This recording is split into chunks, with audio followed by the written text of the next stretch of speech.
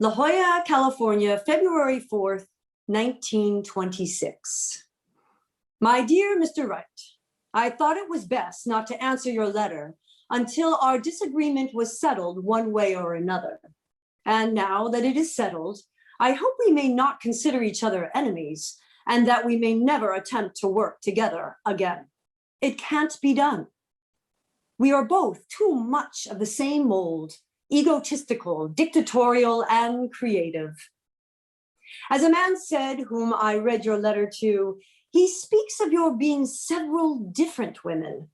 How many different men is he just in that letter? In one thing, you are gravely mistaken, and you will never know me if you don't get this right and realize there is a new kind of woman in the world today. Haven't you read your Bernard Shaw? You write, and there's a third woman, a wistful, lonely one, no one too sure of anything or anything around her. She having ventured too far into the unchartered. Then, fortified by her knowledge of life, of circumstances, driven sometimes to cover her fear by defiance and to buttress her woman weakness with a willfulness beyond parallel. You will never know me if you don't come to realize that I have never known fear in that or in any other moral sense.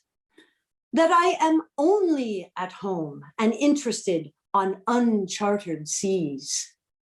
My willfulness, I was born with. I haven't that old-fashioned thing called woman's weakness, and I doubt if many women ever really had it. Rather, they projected to flatter the ego of men. I have nothing in my life I need to buttress, knowing that the position I take is because I have a finer, more forward feeling for life and love than most women. As for men, they have nothing that they can give me in my present stage of development in relation to love. They may be fairly civilized in other ways.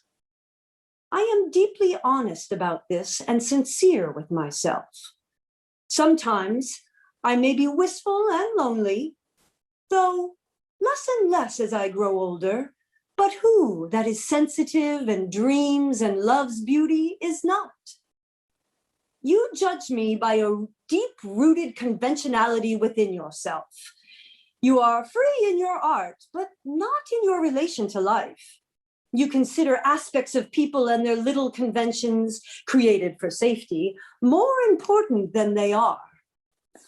Oh, I could say more, but there is not the time, and maybe I can talk it with you someday. Just what are the realities of life for me? Just what is important and what isn't? The house goes into the care of the people who deeply appreciate his beauty of design and to whom it will be a stimulation.